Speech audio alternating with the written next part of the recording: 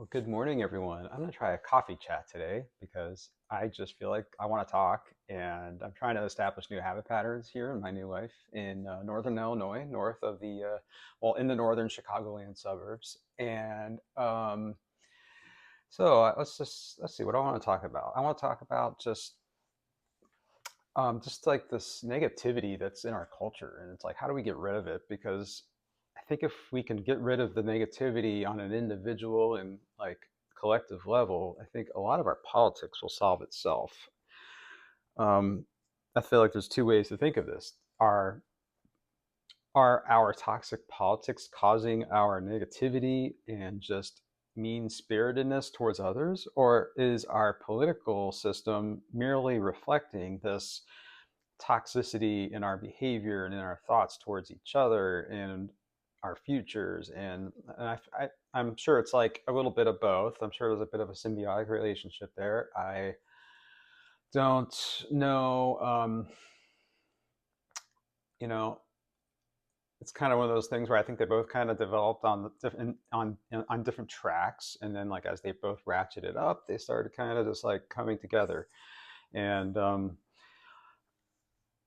and now it's kind of like this vicious cycle where our political system is mirroring our collective realities and ideas of who we are, what we think of each other, what we think of other people compared to ourselves, and it's like taking that and it's just been magnified 100 times, and we're seeing just. I think that's why the news is so depressing, is because every time you watch it, it's like a super dose of everything that's wrong with humanity. And I know it's always been that way, but now it's like getting to, so like, it used to be just like murders or natural disasters or things like that, but now it's like it feels like it's on such a deeper level. It's like it's not. It's, like, if okay, like let's look at that the San Francisco earthquake in 1989. This was in recent living memory. I was 9 years old when this happened. I remember I was about to watch the World Series on a game that the San Francisco Giants were playing at home against, who was it?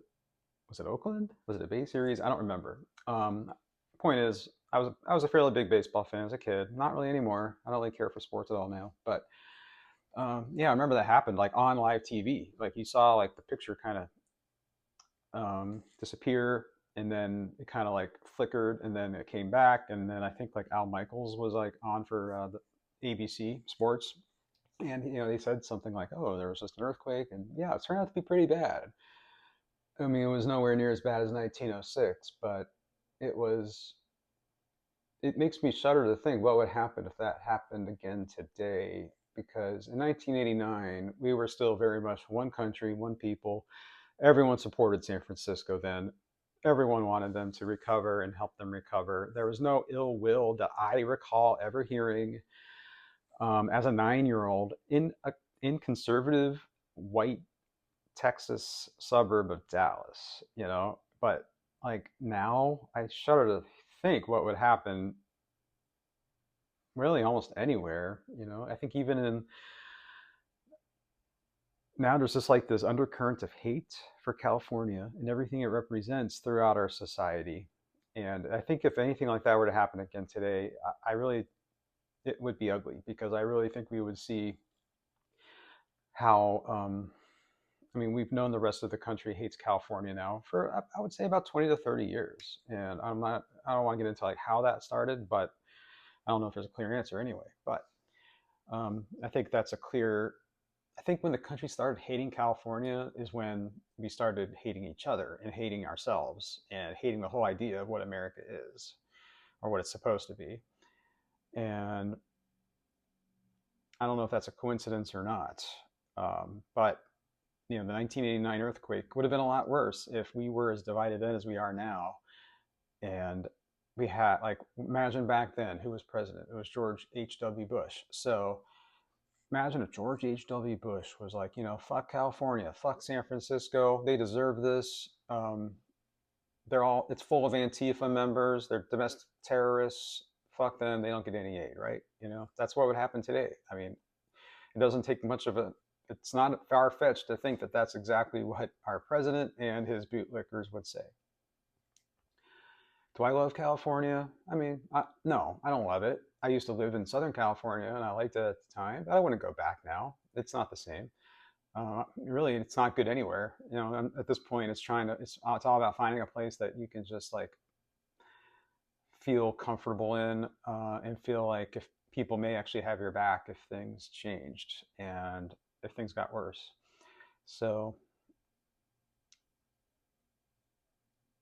living in California for me was like a stretch goal. It wasn't like, oh, I need to survive by going to California. It was like, oh, I'm doing well in life. So, I feel good about the future. I'm young and I want to do things. So I'm going to go to California.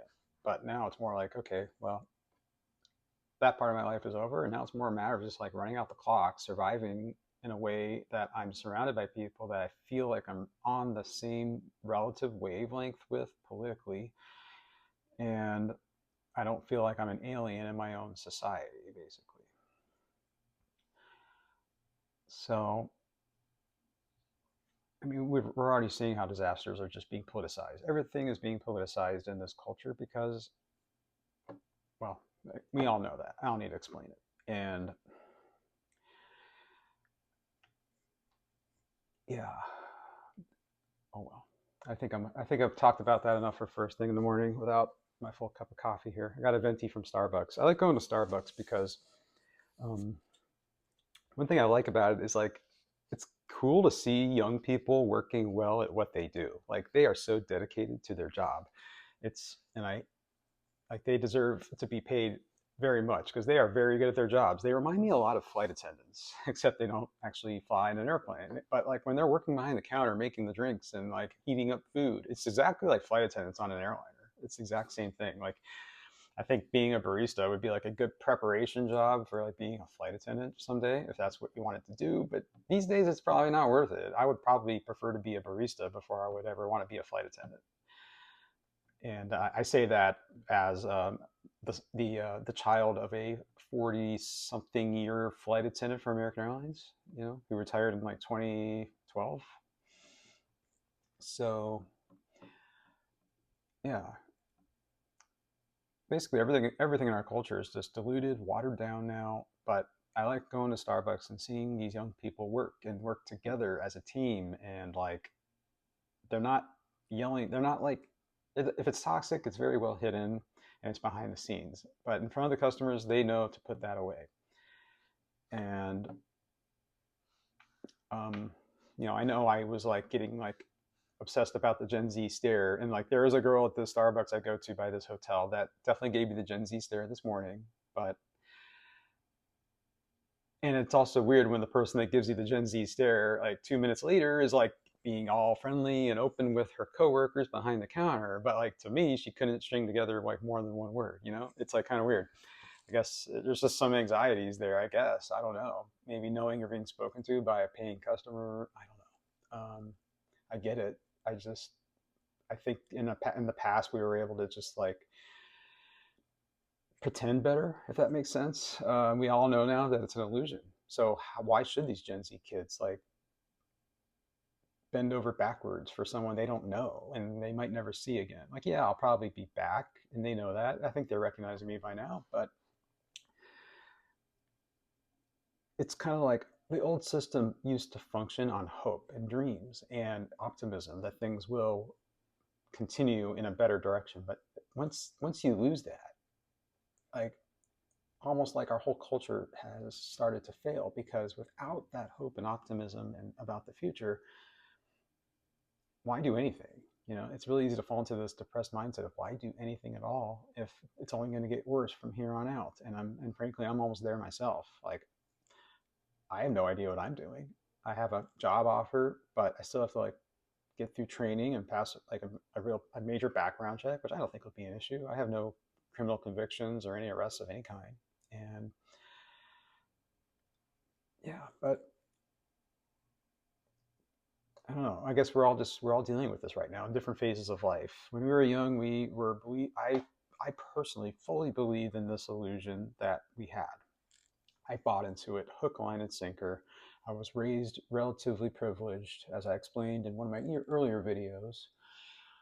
I didn't realize I was privileged, though. You know, the problem is like privileged people don't realize they're privileged because they don't interact with people that are not privileged. And in other words, you know, privileged people are in their own bubbles and they don't understand that what they live every day is far from normal.